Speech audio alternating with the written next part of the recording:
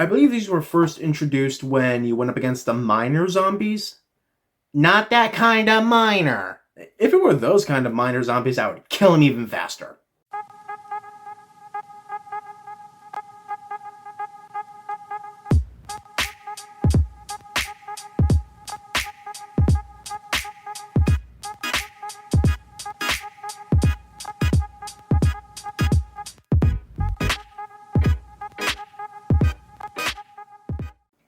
What up everyone, it's your boy Floz MG back with another episode of Tear Up, and this time I am ranking the plants from Plants vs. Zombies, a very popular game franchise, I believe from Pop Games, is it? I could be wrong. But either way, there are so many plants that need to be ranked. And I ain't gonna waste any more time. Let's get right into it. Before this video starts, I just want to say that only a small percentage of people who watch my videos are actually subscribed. So if you like this video and want to see more like it, hit that subscribe button. It doesn't cost anything, and you can always change your mind in the future. Now back to the video. The rankings for this video are as follows. God tier, Zombie Killer, gets the job done, Dig It Up, and Cancelled. And I'm just going to say, for some of them, I may not know the exact names or the exact functions, so that's where this comes in. First up, we have the Blower. Blowers blow away all balloon zombies and fog. So, unless it can actually attack, I am not a big fan of those kind of plants, and there's one place where they immediately go for me. Bye-bye! Sorry. Next up, we have the Cabbage Pulp, which, as the name states, hurls cabbages at the enemy. This one I really do appreciate. I was a big fan of the Cabbage Pulp in Plants vs. Zombies 2, but this is Plants vs. Zombies 1, where they aren't introduced until you get to, the roof level. Long range, shoots over other plants. It's a zombie killer in my book. Next up is simply titled Cactus. Cactuses shoot spikes that can hit both ground and air targets. That is a much more effective plant than the freaking Blower. Really, all the Blower does is just blow the zombies back. That I'm not really a fan of. It just doesn't really speak to me. I'm talking about the Blower. The Cactus, however, really does speak to me. Cactus is able to shoot spikes, move itself up or down to hit land or aerial zombies. I mean, there's only one place I gotta put it. It's a god tier plant. Next up, we got the Cherry Bomb, which blows up a 3x3 grid on, I don't know, the field, the yard. I don't know what it's technically called. This one is an instantly recognizable plant. Gets the job done, kills, it pretty much insta-kills zombies. The only thing I don't like is how long you have to wait for it to recharge. That's the only thing I don't like about it, but other than that, it would have been god tier. But because of how long you have to wait for it, it's knocked down to a zombie killer. Oh well. Next up we have the Chomper. Chompers can pretty much eat a zombie whole, however they are vulnerable while chewing them. So it can kill a zombie if it's right near it, but you gotta wait for it to digest the zombie before it can attack and consume another one. So that's the only thing. That vulnerability. It's a good insta-killer, but you don't like the fact that you have to wait for it to digest the zombie, which for me kind of knocks it down one from god tier. I really enjoy those insta-kill plants. Next up we have the Coffee Bean. Use coffee beans to wake up sleeping mushrooms.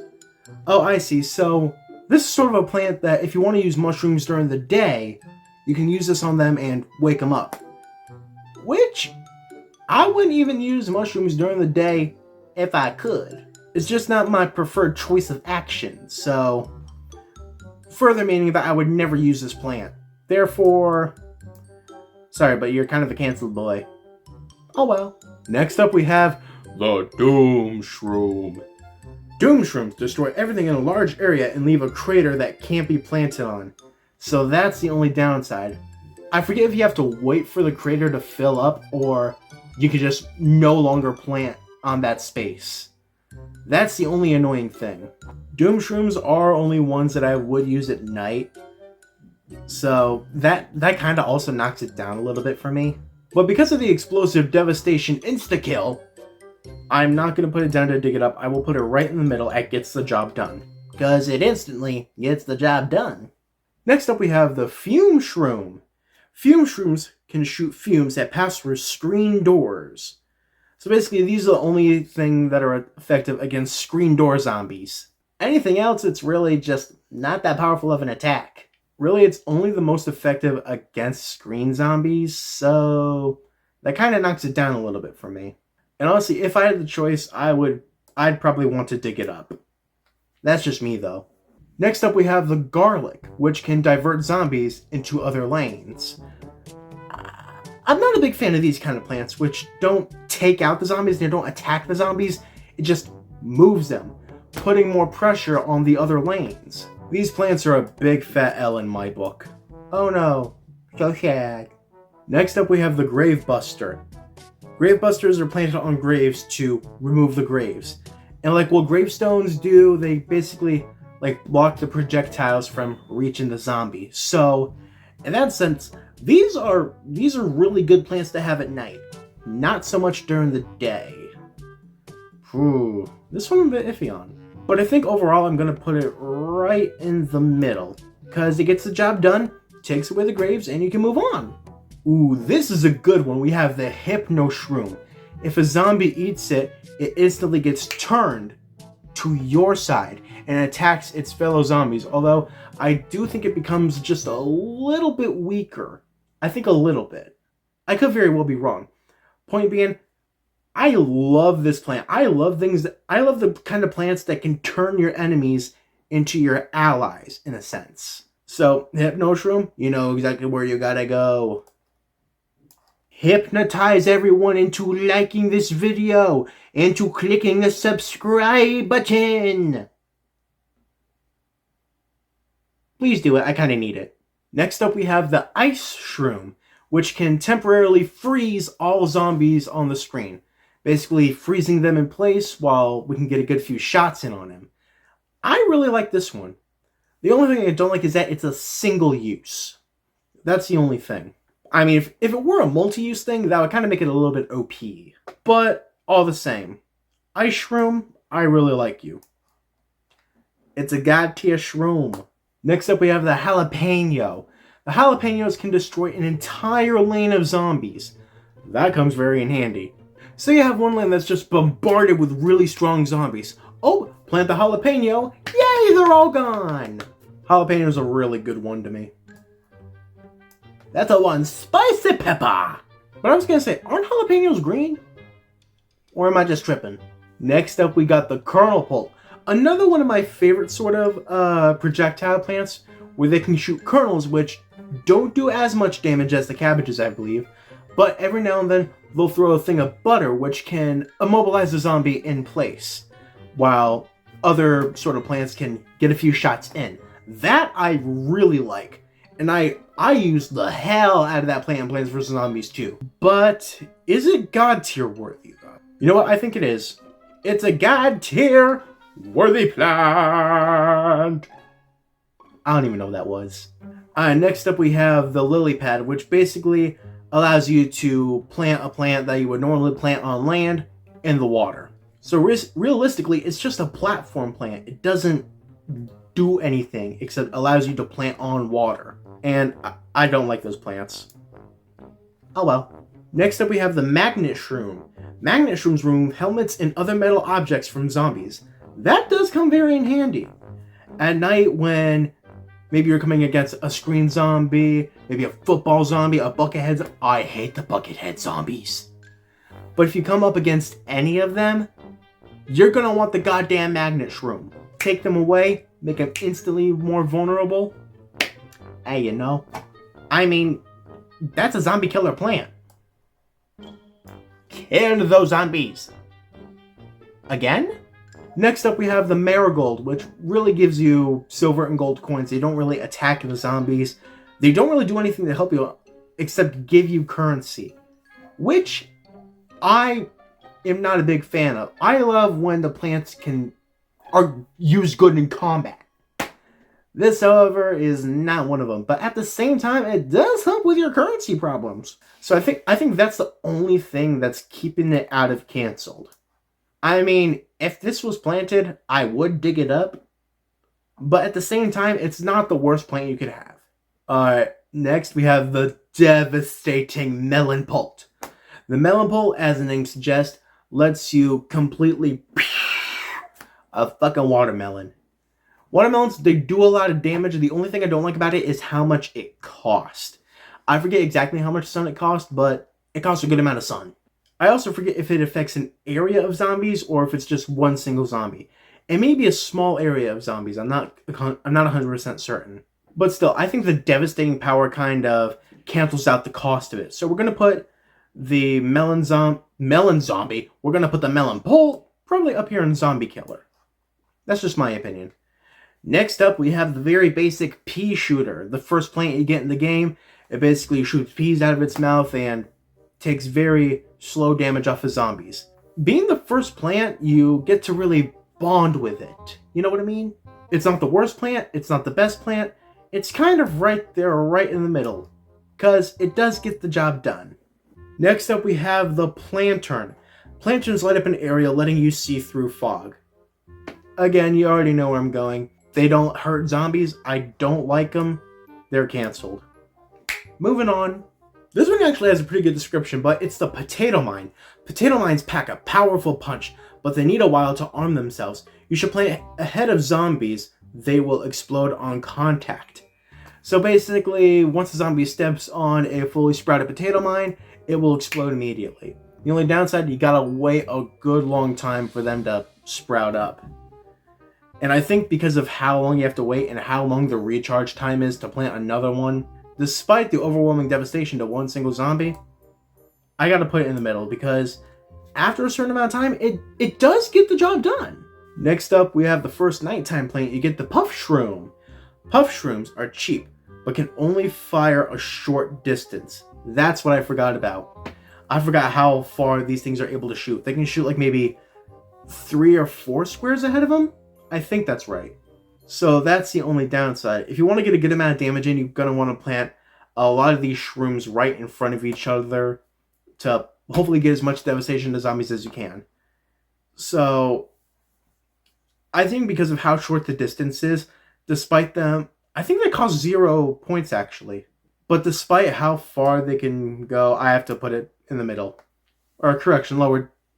I have to put it and dig it up. I don't like it. I just don't like it. Next up, we have the pumpkin. Pumpkins can protect plants that are within their shells. So they don't do anything to zombies. It's basically just to protect plants. In any other scenario, I would put it in canceled. But they do have a good amount of defensive power for weaker plants. So maybe dig it up. I'm not going to do it too dirty and put it in canceled. Because if I put too many in canceled, they're going to go off screen. Next up, we have the Repeater, which I believe is able to shoot 2 peas at once. Basically killing zombies like twice as fast as the normal Peashooter would. Which I think earns it a spot right ahead of Peashooter. Actually, never mind. I think it goes right to the very beginning of Gets the Job Done. I think that's fair. I think that's fair. Alright, next up we have the Scaredy Shroom. Scaredy Shrooms are long-range shooters better than the Puff Shroom, but hide when enemies get near them. That's the only thing.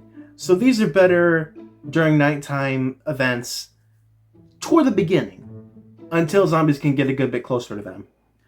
But the fact that it's long range, it makes it beats the Puff Shroom. It beats the Puff Shroom. If you don't like my rankings, let me know. I want to know your opinions. Am I going to listen to them? Fuck no. Alright, next up we have the Sea Shroom. Sea Shrooms are aquatic plants that shoot short-ranged spores. So, basically, it's just a Puff Shroom on water. Basically no difference other than it can swim. Yeah, it's a dig-it-up plant. Oh well. Next up we have the Snow Pea, which are able to fire very, very cold peas at zombies, which kind of slow their rate of moving, I believe it is. The slower the zombies move, the more time they have to attack. The Snow Peas were always one of my go-to plants when playing this game, so, I mean, you know where I gotta go. It is a god tier plant. Next up we have the Spikeweed.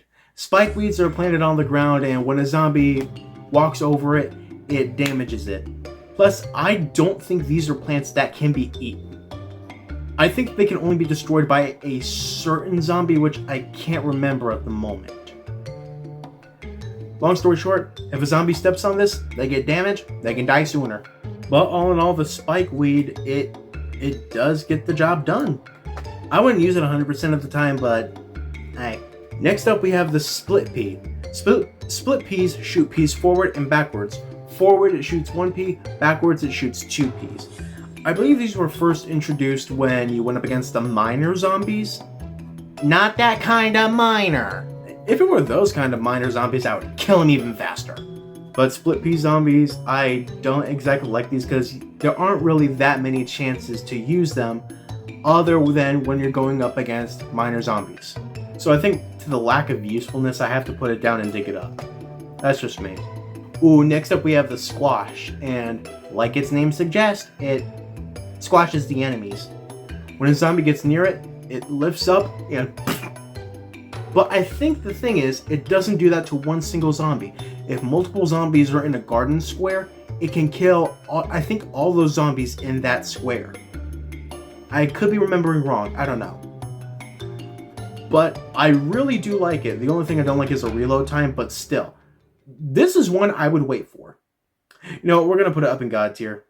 Next up, we have the starfruit. Starfruits can shoot stars in 5 different directions. The only thing is you can never predict where a zombie is going to be when it's shooting. So, actually, I don't think there was ever a moment in the game where I used the starfruit, but that doesn't deny its usefulness in other situations. So, I think I'm going to put it over here and dig it up. It's just my opinion. Next up, we have the Sunshroom, which can give some small sun at the beginning of nighttime games, but they eventually become bigger sun later. It's basically your only way to get sun at night, and because it's the only way for you to get some sun at night, well, despite regular sunflowers. You know, I'm going to put it in zombie... No, I'm going to put it right in the middle that gets the job done. Not zombie killer, because you know what? It does not kill zombies. Next up, we have the sunflower, which, like I said, it gives sun, helps you win the game. I don't know, zombie killer maybe? Just my opinion. Next up, we have, I think it's called the tall nut, which is basically a giant walnut which is able to guard off zombies for a bit. It's much more secure than the walnut, I'll say. But at the same time, I'm not a fan of using those sort of defensive ones, so... But the tall nut does give off more defensive energy, I'll say, so... I'll put it up and gets the job done. I think that's fair enough. Next up, we have the Tangle Kelp. Tangle Kelp are aquatic plants that pull the first zombie that's near them underwater. So it is a plant that you plant in the water that draws the first zombie near it underwater. That can be useful given certain situations. So I don't know if I want to put another plant and gets the job done. We already got so many in there. So you know what? I think I'm gonna put it up in zombie killer because you know what? It is an insta-kill zombie killer. Next up, we have the 3-peater, which is able to shoot peas in 3 different lanes. That one really does come in handy. That I don't even want to debate it. That, you know, it's a god tier plant. I don't want to debate it. Next up, we have what I believe is called the Torchwood, which if a pea shoots through it, it becomes a fireball. Fire! Fireballs, I believe, do increased damage, but if a snow pea shoots one of its snowball peas into a Torchwood, it instantly becomes a regular pea. So it doesn't do much if you have snow peas as well. So you either want to go for slowing the zombies down or increase damage. And because of the increased damage this gives, I think I'm going to put it up here in zombie killer. That's just me. Next up, we have the umbrella leaf. Umbrella leaves protect nearby plants from bungees and catapults. This is one that's introduced in the roof level, and I don't believe I've ever used an umbrella leaf. I don't think I've ever used one, and I don't think I'm ever going to use one, so bye-bye, canceled boy. Oh well. And last up, we have the walnut. Walnut, a shorter defensive plant, not as much durability as the tall nut, as the name would give. But it's still useful, but not as useful as the tall nut. It's not a canceled boy. It's just right there and dig it up. And you know what? I think I'm going to leave it here. These are my rankings of the plants. I've been Floz MG. This has been ranking Plants vs. Zombies plants, and I can't wait to see you all in the next video. Bye!